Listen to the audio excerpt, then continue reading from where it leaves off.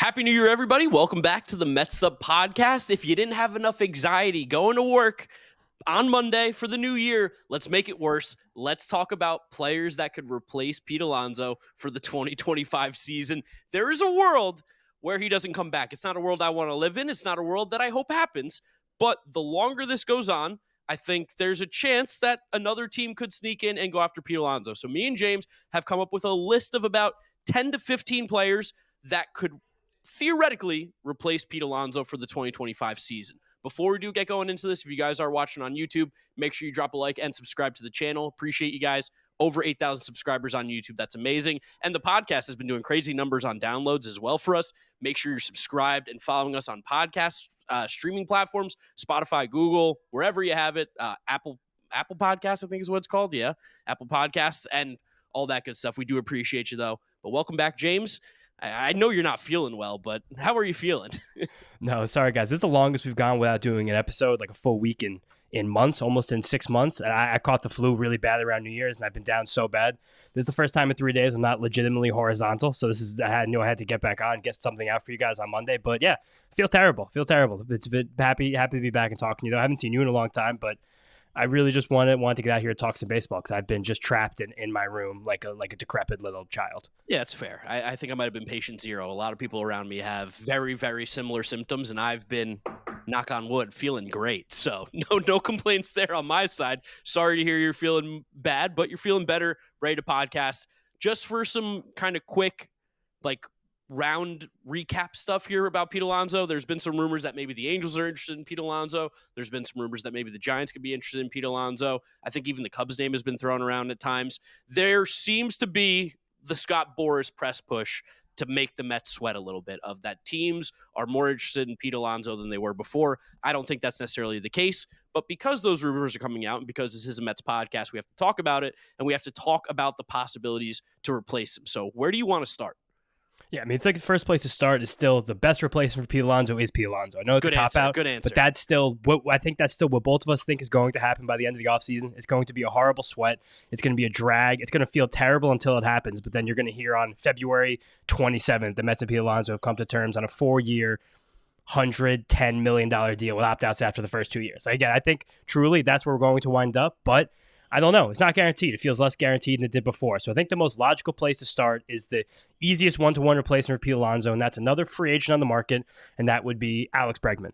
And I think it's interesting to note that there were a lot more ties to the Mets and Alex Bregman over the last few weeks, and now suddenly in the last 2 weeks, it feels like there's none left whatsoever. It feels like Bregman is much more closely connected with the Tigers among other teams. I don't even know who else is really, really closely connected with him. Red Sox, I think, too. Yeah, Red Sox a bit, which also will bring in another guy who's going to be on this list later on. But he's the one that I think is the most easy switch in, switch out because you're not trading any capital. He's going to cost similar amount of money as Pete Alonso, probably around the same amount of years that you're offering Pete Alonso, but you're still going to have to give up a draft pick to sign him because he was offered a qualifying deal. So I still just don't even know how realistic he actually is. Yeah, and like you said, the rumors have kind of slowed down with him. It's the Tigers and Red Sox right now that are really leading that race, and it's a weird thing to say that Alex Bregman is the guy to replace Pete Alonso because obviously they're very different players. Like Bregman is an on-base, no strikeout, put the ball in play type guy who plays good defense at third base, where Pete Alonso is a power-hitting first baseman who's not the greatest athlete. But if you bring in Bregman, you move Vientos to first base, you have Bregman at third base,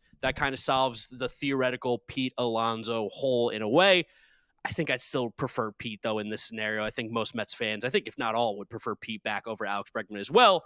Another name that is flying around a bit, going to the trade market here, some of the bigger names. We'll start it off with some of the bigger names for you guys. Vlad Jr. This is the weirdest one. I don't think it's going to happen. I think it's unlikely just because the Blue Jays, while they have so much incentive to keep him, they also have so much incentive to trade him because it seems really obvious that Vlad is not signing a long-term deal with the Blue Jays at the end of the year. He's going to test free agency. The Blue Jays have not been a very good team over the last couple seasons. The current roster is not particularly strong. Vlad Jr. is arguably the best first baseman in the league. If he's going to go get paid, the Blue Jays probably should cash in right now when his value is truly going to be at the highest, where you can get a full year of Vlad Jr., and then also that team technically gets the qualifying offer thing with him as well. I mean, he's amazing. I'd love him. I don't think there's any likeliness necessarily behind it, but this, I think, is at least a conversation to be had.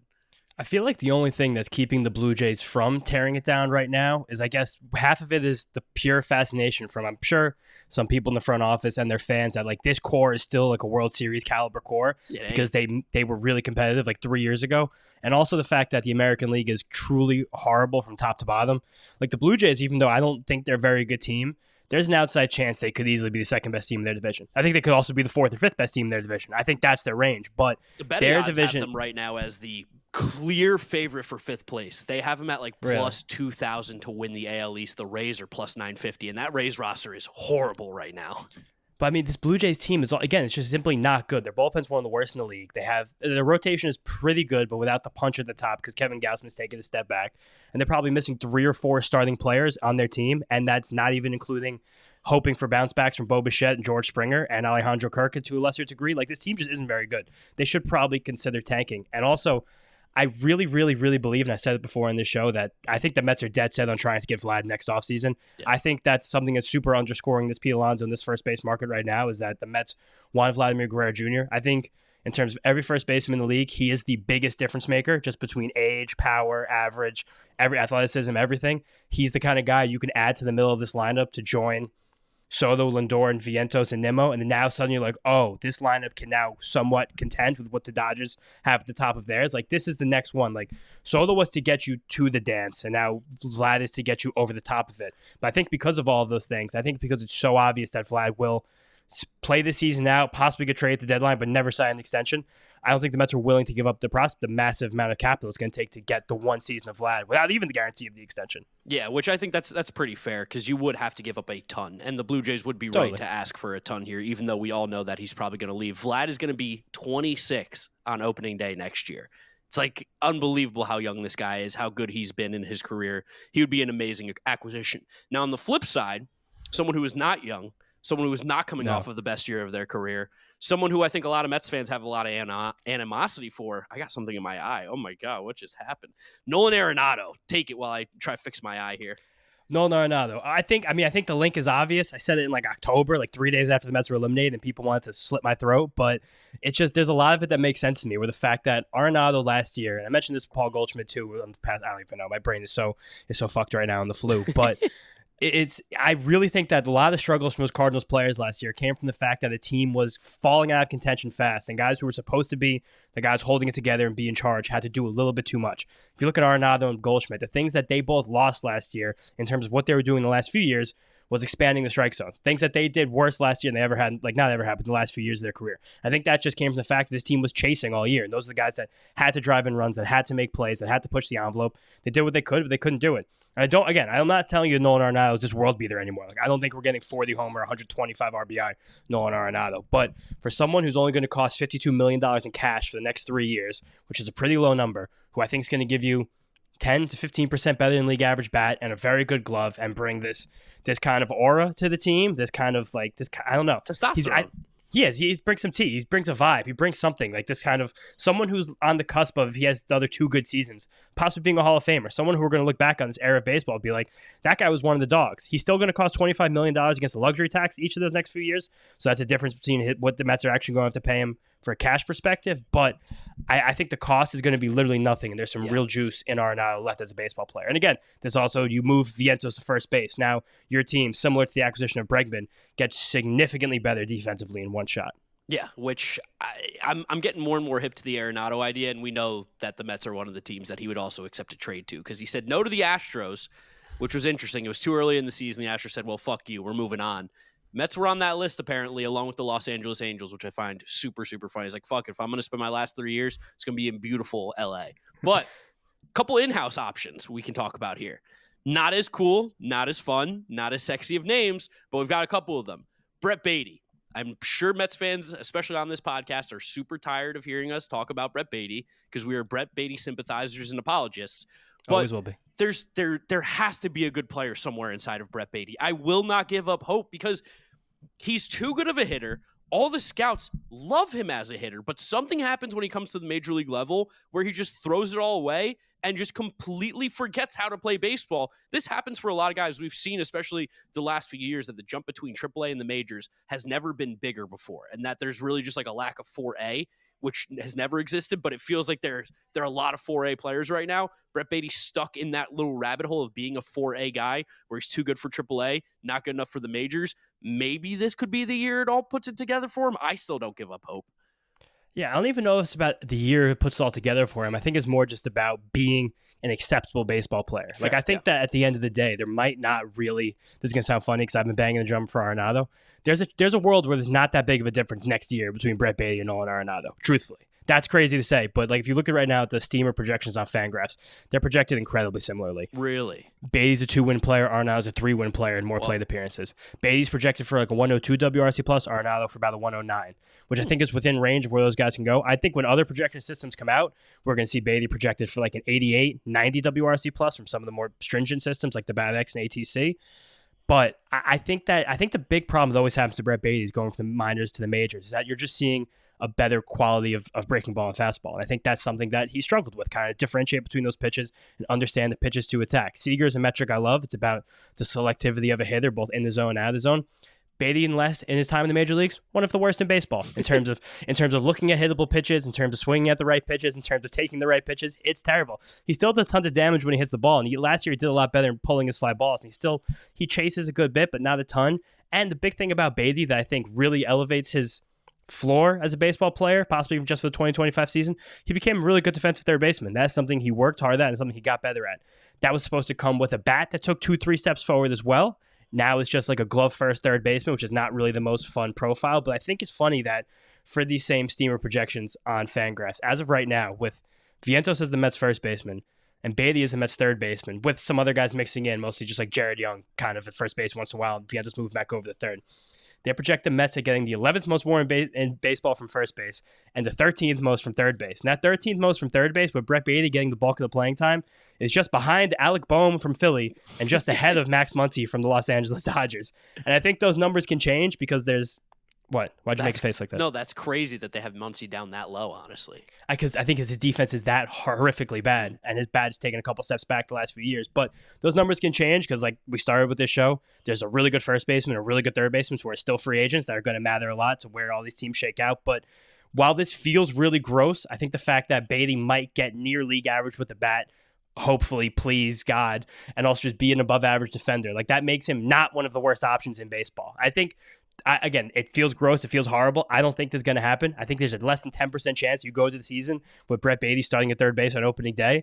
But if it does happen, I don't think it means we're one of the worst. I think it just means we're average to below, which whatever. It's not great, but it could be so much worse. Figuring out dinner every night with variety is not easy when you're running around. Let America's #1 meal kit, HelloFresh, help you out. HelloFresh has over 50 recipes to choose from each week. They pre-portion the ingredients and then ship them right to your doorstep. If you're looking to fit a specific lifestyle, HelloFresh features preferences like fit and wholesome, quick and easy, or a vegetarian option for you too. HelloFresh helps you eat healthier and stress less about how you're getting the ingredients and ideas for that perfect home-cooked meal. In many parts of the country, it's cold out, so skip the hassle and snuggle up next to your phone or your computer and pick out your favorite recipes. Then let HelloFresh handle the planning, the shopping, and most of the prep. Get up to 10 free meals and a free high-protein item for life at HelloFresh.com/FT10FM. One item per box with active subscription. Free meals applied as discount on first box. New subscribers only. Varies by plan. That's up to 10 free HelloFresh meals. Just go to HelloFresh.com/FT10FM. Yeah, and another option, of course, Ronnie Mauricio, who we got to talk about here. I think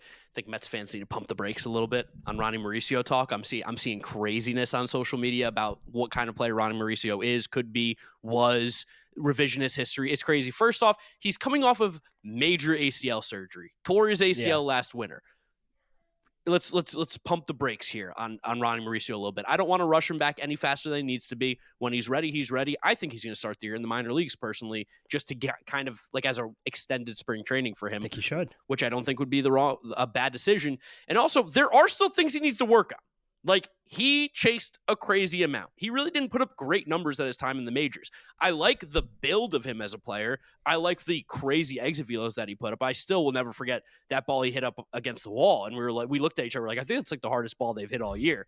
And it was. But at the same time, his on base was below 300 And like, he kind of still doesn't really have a home defensively. Is he a second baseman? Is he a third baseman? We still have to figure that out. There's exciting stuff about Ronnie Mauricio, but I actually weirdly feel less confident of him starting opening day at third base than I would Brett Baty as of this exact moment. Definitely, significantly less. It's a floor thing. So we know that Baty, while the bat has never come close to around, at least the defense at third base, a proven commodity. And Mauricio, we just don't even have that. We have like some second base, a tiny bit of third base. He doesn't play much third base in the minor leagues. And it was just that people really romanticized that 100 at-bat sample. And it wasn't really good besides a couple home runs and that 117-mile-an-hour double. Like, there's good bones there. There's a lot of good stuff. But the fact that he hasn't seen a professional pitch in a year and he basically just started doing baseball activities, I think anything the Mets could have Ronnie Mauricio in 2025 is a bonus. I think it's just let him develop and let's see how productive a player he can be while he's on his rookie deal, not try to shoehorn him into being something that he might not be, which is an everyday baseball player. It's possible. Like, he's kind of on that borderline of being someone who you can trust to play every day. Like, if you give Ronnie Mauricio 650 plate appearances this year, realistically, what are you getting? It's probably like an 85 WRC plus and like probably like a 293 on base. Like and that's if there's no improvements made in his game. That's if he's the exact same player we saw when he got called up. I think he can be a better player for sure. Like, he's got all the talent and the tools, but the player that we saw over a full year, yeah, it's not a very productive player right now. No, you're probably looking at someone who compares similarly to like a Christopher Morel. Yeah. Kind of like very same, similar. Yeah. Same kind of vibe there. But like, I think a lot of Mets fans rightfully have fallen in love with Mauricio's tools, but there just has to be a break pumping on what we think Ronnie Mauricio can and should do in 2025. Definitely. Free agent market. Where do you want to start off with some of the guys that are still available on the market here? I think the next guy we should go with the biggest name, and I don't know exactly if he is a corner infielder, but I think he could be a first baseman, and that's Anthony Santander. We've thrown some dirt at Anthony Santander a few times in the show. He did play 7 innings at first base in 2023, didn't really play there much 2024. But it's a similar thing in my mind for him with Bregman as to, I don't know if you're giving up a draft pick for a guy that might not be that big of an improvement over some cheaper and more affordable options. Those are the same things, cheaper, more affordable. Shout out to Sick Brain. Hell yeah. But it's just, I don't know, the 300 career on base percentage for someone that's going to cost you a draft pick in multiple years who could fall off literally like that. Like, I don't know if that's the guy to add to this team. Yeah, I've definitely become a little bit less interested in Anthony Santander as the offseason's gone up. Like, he just feels like better fits for other teams, and he can go to those other teams in the American League. I don't really want Blue Jays. Yeah, I right now he's not a guy who, if they choose him over Pete Alonso, I'll be pretty frustrated. That would piss me off. Unless I don't know, because like the only way I would like to sign Anthony Santander is for a very short-term deal. But they sign him for a very short-term deal, and then you give up the draft pick anyway. It's like, shit. Why do you give up the draft pick for that short-term deal? Yeah. Like, I'd rather get another guy for a short-term deal and not give up a draft pick. So I think that there's a bit of a fascination with him right now in the Mets community. The 40 home runs last year were gaudy, and he had an amazing season. He caught fire a couple times during the summer, and the switch hitting power hitter is amazing. There's not many bats like that in the league, but the value proposition for Anthony Santander just simply does not do it for me. No, it doesn't. And then some of the other names we have written on this list in terms of free agents, guys, if you're driving your car, grab the steering wheel tight. If you're at work, just finish your food before we say these two names here because they are disgusting. A couple Chicago boys. We've got Yoan Moncada and Anthony Rizzo. I'll tell you right now, if the Mets sign Anthony Rizzo, that sucks. That's like one of the worst moves they could make all offseason. I'd so rather take a flyer on Yoan Moncada. It's an odd number year, though. That's the only problem with Yoan Moncada. Even number years, the guy's locked in. Odd number years, he's bad. And the problem with that is he was really bad last year, too. His best season ever was 2019, which I guess doesn't count because everyone's best season ever was 2019. But I don't know this even odd thing. It's actually, I think you actually have a completely opposite. Do I have an opposite? Completely opposite. Oh, so he's an odd number guy? Odd number guy. Bring him in. He doesn't replace Pete Alonso, though, but bring him in. No, I mean, I think the thing with Yoan Moncada is that it's just you're making a bet on a guy that still has good physical tools, who's had like 2-ish good seasons in the major leagues, and you're just praying to catch lightning in a bottle. But again, this isn't really a modern Mets thing. This is more of like a Brewers, a Cubs, a Mariners. This is a move one of those teams makes to give Yoan Moncada a part-time role, a platoon role, because also a switch hitter. You see what he can do and see if he can grab more playing time. This is something that I don't think the Mets would do, but I also don't think that the Mets would totally poo-poo it if he was to like split time with one of these other guys at third base. I don't know. Again, like we're pretending there's a post Pete Alonso world, which is a world I don't believe is going to happen. Another thing is the world I don't want to live in. The other side is like Anthony Rizzo. I think that would be a complete fucking travesty. I don't want Anthony Rizzo near this team. I think he caught a bad break last year by the Yankees forcing him to play a couple of months with a concussion. Yeah. No one really talks about that very much. I guess he didn't tell him he had a concussion either, but they didn't test him either, even though his production dropped like a rock. I don't think he's a very good baseball player anymore. He'd be more of a vibes guy than anything else. I don't think we need a first baseman vibes guy at this point. Definitely not. No, we don't need one of those right now. We've got a lot of good vibes. It's called winning. Winning is good vibes. That's really what it is at the end of the day. Trade market. Couple more interesting guys. I'm kind of coming around to the idea of Yandy if there's no Pete. Yandy Diaz. He's an on-base king. He hits the ball super hard all the time, doesn't strike out. He's a butcher at first base. We know that, but who cares? So is Pete. I mean, Pete's got great scoops, but he's horrendous defensively otherwise, and he can't throw a baseball. I love the idea of Yandy if it's not Pete. He is a stopgap option where you could get Yandy and still go after Vlad Jr. next year, because then Yandy would essentially become your DH. Vlad Jr. plays first base. And if that's where the Mets' focus is going and why they're not so aggressive at getting Pete Alonso, or maybe that's why they miss out on Pete Alonso, feels like probably the best option. Yeah, I think it is. Also, there's a world where Yandy can have a bit more of a power ceiling just because a righty hitting the ball in the other way at Citi Field is not the worst power alley. If it's like deep into the gap, no, not so much, but like directly down the right field line is not a difficult place to get the ball out for righties. We've seen Pete do that a lot over the years. And again, like with Yandy Diaz, it's just this extreme selectivity. It's tons of walks, a 400 on base percentage, 2 of the last 3 seasons, not in 2024. But it's just he doesn't swing and miss very often. Like it's such a different profile of Pete Alonso, but one I think could fit so well in this Mets lineup because you're going to just need. You want as many on-base guys as you possibly can because you have Juan Soto, of course, but also Mark Vientos, who's much more power over on-base guy. Like, I don't know where Mark Vientos' on-base percentages wind up, but I know the power can get up to 40 homers. So having a guy like Yandy Diaz, who's like similar to Brandon Nimmo, who can slot either into the top of the lineup to be a table setter or into the middle of the lineup to kind of like get it going to the bottom of the order. I think he fits really well. The butcher at first base is whatever. He can't really run.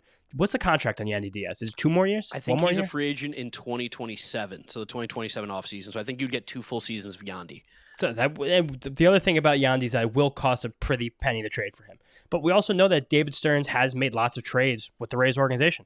And that's a front office he's very comfortable in dealing with. I'm very confident with David Stearns making trades to anybody. I'm not scared of the Rays in any way, shape, or form. I think it might cost, I don't know, like one of the mid-level pitchers. It might cost like 2 exciting young relievers. It might cost one really enticing 18-year-old, like a really enticing one. They look for tools, the Rays. They want like the guys who have an elite tool, and then they can figure out the rest.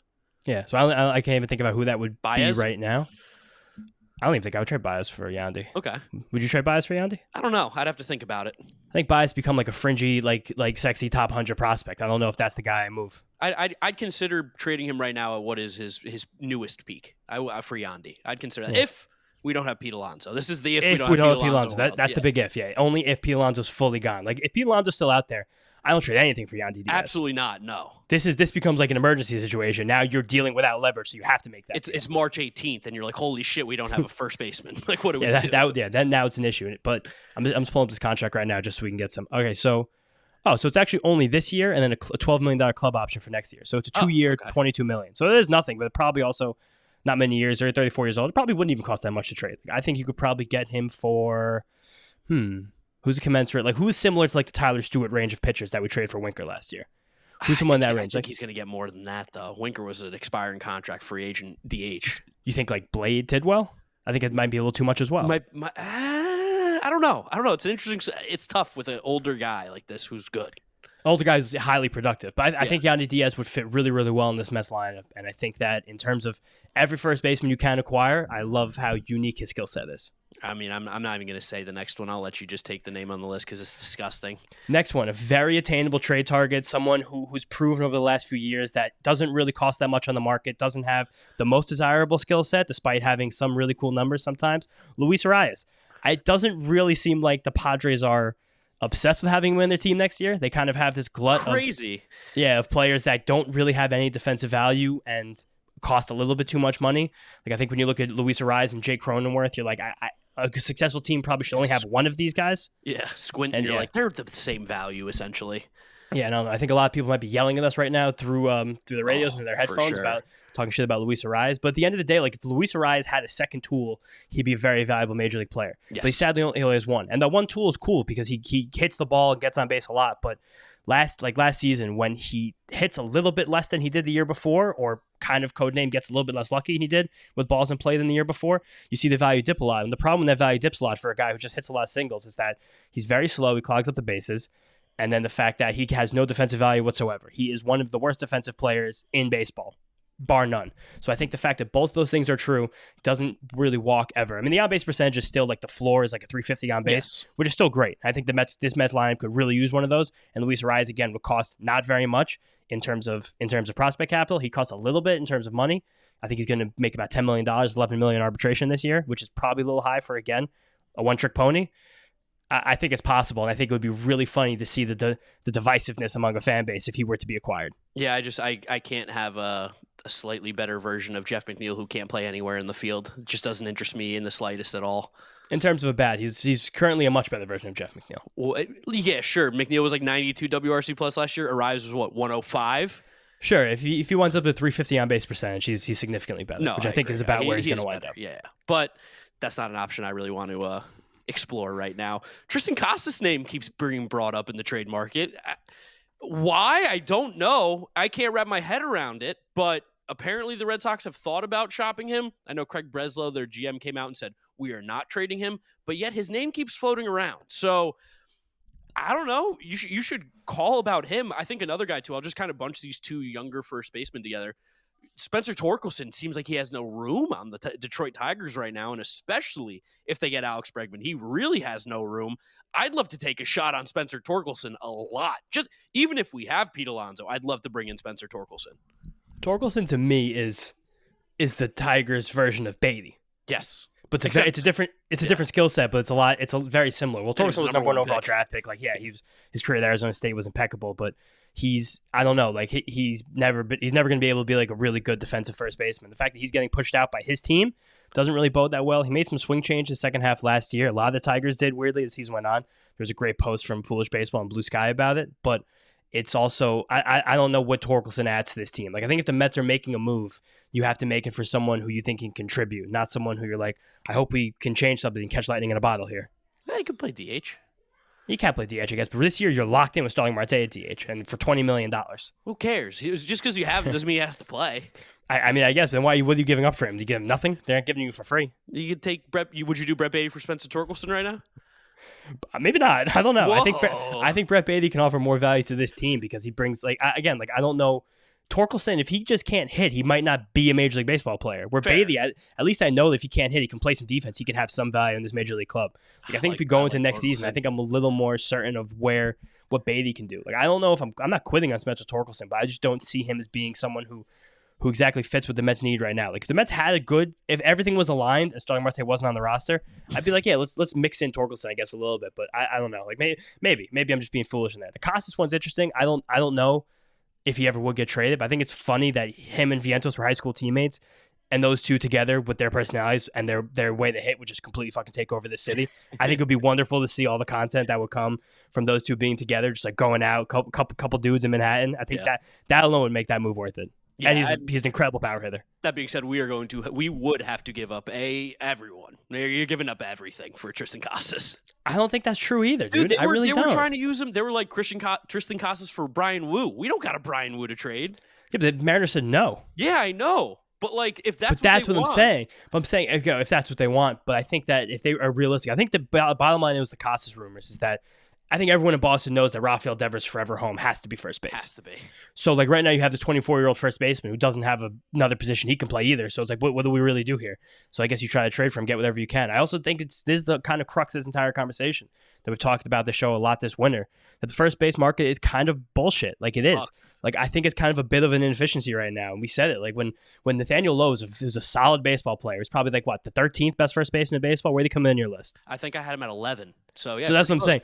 When he gets traded for like a pretty good lefty middle reliever who wasn't really good in the stat sheet, just really good in his peripherals, and he gets traded for the 11th best first baseman in baseball, that's a miss right there. So I think the Red Sox probably offering Casas around and like we're really not getting what we think is commensurate value for the guy. But also he's similarly like Pete and like all these other first basemen we're talking about. He's kind of a one-dimensional player with no defensive value who you hope has. Oh my God, hit my computer.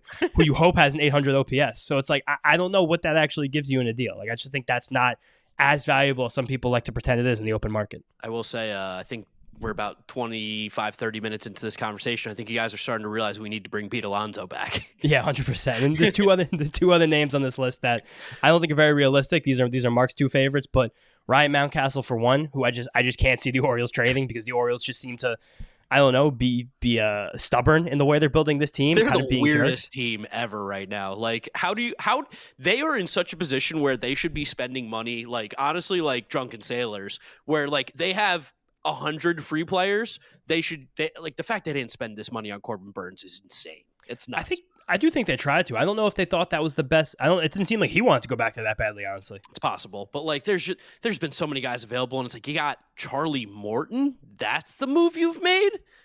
I mean, I know Charlie Morton's gonna love an early bird crab cake at the Baltimore restaurant of his choice, but I don't know. Well, you have a guy like Gunnar Henderson, a rookie contract, who by all intents and purposes, one of the most exciting players in baseball. Yeah. You have to push the chips around him. It's kind of a joke that they're not. And I feel like they're in the middle of letting this window blow past them. But that's another reason why I don't think they're going to trade Mountcastle. Pull the Blue Jays. But this would be even more egregious than the Blue Jays, because the Blue Jays were never really that good. Like the Blue Jays kind of thought they were better than they were because they had a lot of flash, but it was a very flawed team and a flawed roster the whole time. And they just they caught lightning in the bottle the one year because of Robbie fucking Ray. And then played like in the minor league park one year. Yeah, they played in minor league park for a couple months. Like that was the whole thing. And Marcus Semien they had for 1 year, then he walked out the door. He was one of their best players. So Bo Bichette was just constantly glazed and overrated, and that was kind of the whole problem with what everyone thought about that team. And they gave a ridiculous contract to George Springer. Shout out Buster Olney. And then the last name on this list, the pie in the sky, the dream, but I don't think it's going to happen. I don't know if it's anyone's dream besides Mark's. Is Carlos Correa last Mets, baby, just to be the third baseman for this team. Get another Puerto Rican to be friends with Lindor, but the contract is crazy. The plantar fasciitis in 2 feet is insane. Truthfully, it's kind of shocking. I don't know. I don't see that as a realistic option. The Twins are another team where they're so weird. Like they're another team where I feel like if they had their exact roster in the National League, they'd be ready to tear everything down because they'd know they'd have no chance to win. But in the American League, you can squint and be like, if Aaron Judge stubs his toe and anyone in the Rangers gets hurt, like anyone can kind of win this league. So I think a lot of these American League teams are staring at each other. Yeah. Because the Central is just so up for grabs. Everybody but the White Sox can win that division right now. Almost anybody in the AL West can win that division except the Angels. Like there's so many teams that are involved in the American League, which makes it tougher.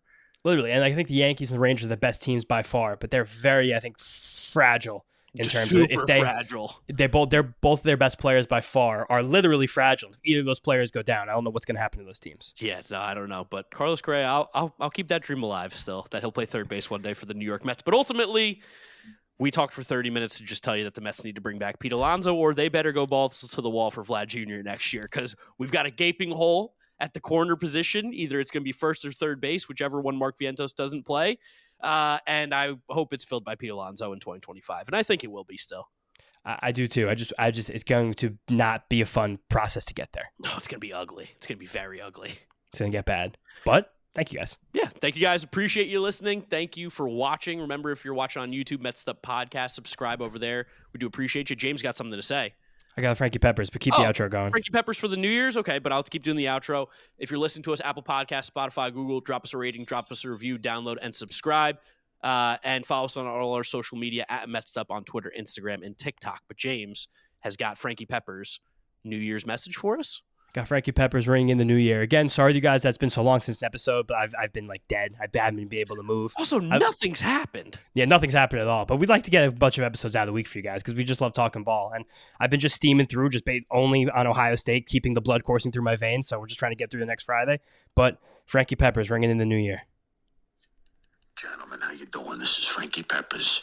I'm coming to you today to say I hope you all have a very happy and healthy new year. And like I said last time, I hope when the clock strikes midnight tonight, I'm leaving this on New Year's Eve, when the clock strikes midnight tonight, I hope you get to kiss somebody pretty on the lips. So I wanted to give 5 bold predictions for what's going to happen in 2025 in the baseball world. I'm not touching anything else because who knows.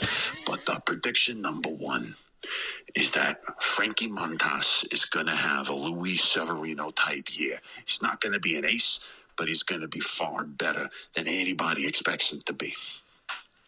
Prediction number 2, the Mets are going to lead the league in strikeout to walk ratio. This staff is going to strike out a lot of people, and I think the walks are going to go way down. Prediction number 3, the New York Mets are going to win 97 games.